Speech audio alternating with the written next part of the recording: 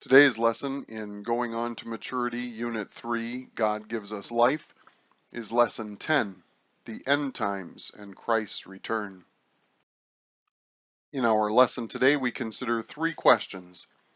What does the Bible teach about Jesus' return? When are the end times? And what false ideas should we be aware of? First of all, what does the Bible teach about Jesus' return? God exalted Jesus. In the last lesson, we looked at the various ways God exalted Jesus and restored the power he had from all eternity. We did this using the phrases present in the Apostles' Creed. He descended into hell. He rose again from the dead. He ascended into heaven. He is seated at the right hand of God the Father, and he will come to judge the living and the dead. Today's lesson focuses specifically and especially on the last of these. He will come to judge the living and the dead. Question 205, pages 172 and 173.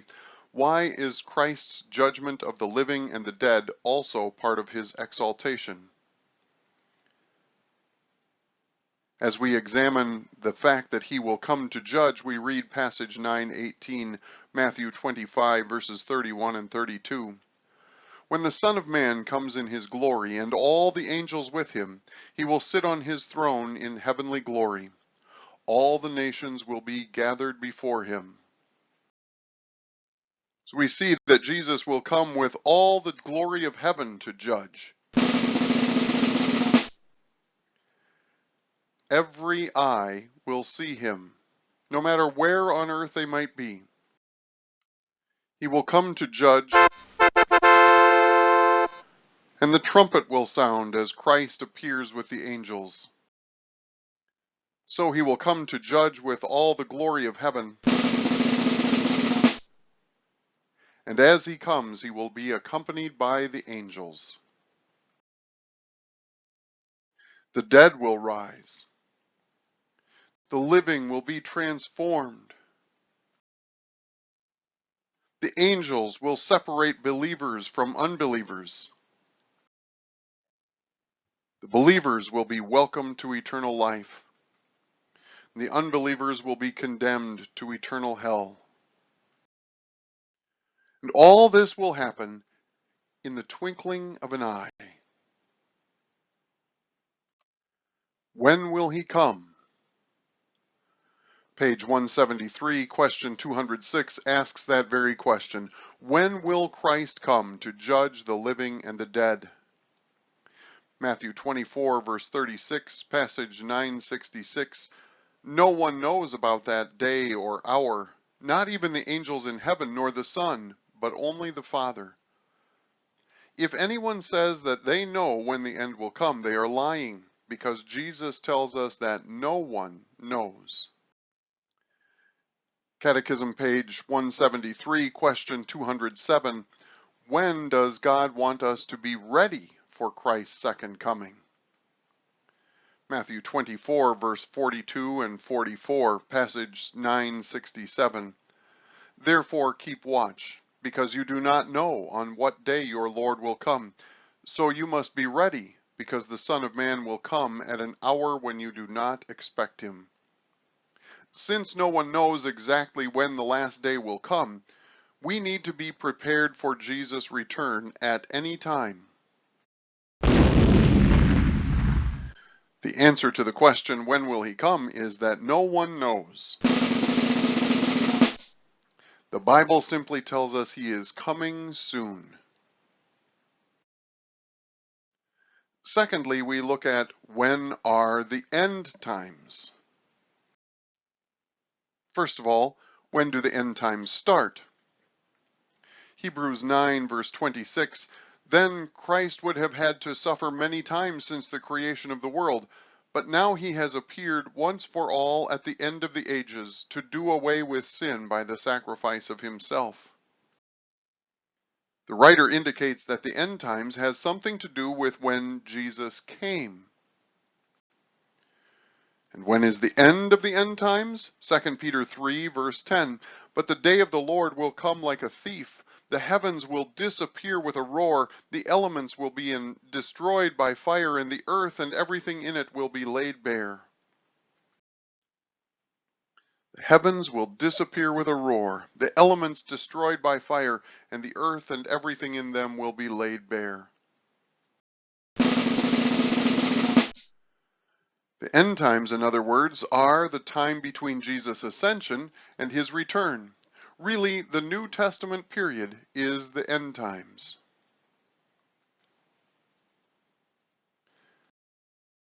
The end times means that Jesus rules all things for the good of the church.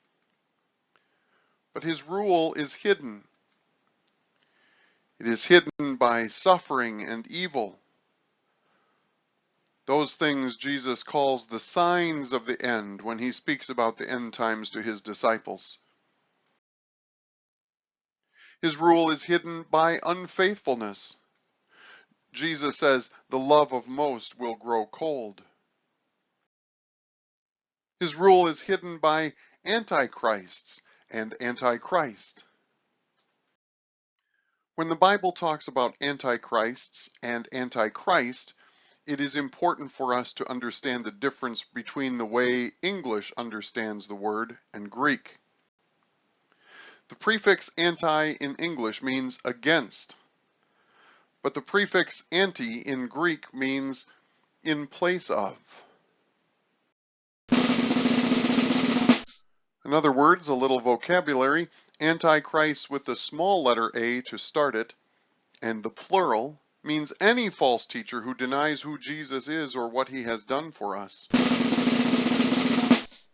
Antichrist, the singular with a capital A, means one false teacher whose work lasts throughout the New Testament age and who denies the work of Jesus.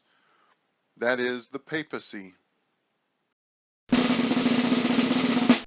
And the papacy is the institution in the Catholic Church which gives one man supreme authority within that church. Finally, we look at what false ideas should we be aware of. You have received a diagram on various millennial views. The bottom choice is called amillennialism or amillennialism. It is the Bible's view, which is also taught by the Lutheran Church. According to the biblical view, the entire end times era is the end times, or the age of the church, or the 1,000 years, which is sometimes called the millennial time. Sometime during that end time season, which is the entire New Testament era, Satan's little season takes place. On the very last day, Judgment Day, Jesus returns. All rise, and he judges the living and the dead who have now been raised to life. Following this great day of judgment, believers go into eternal life with Jesus in heaven, and unbelievers go into eternal damnation in hell.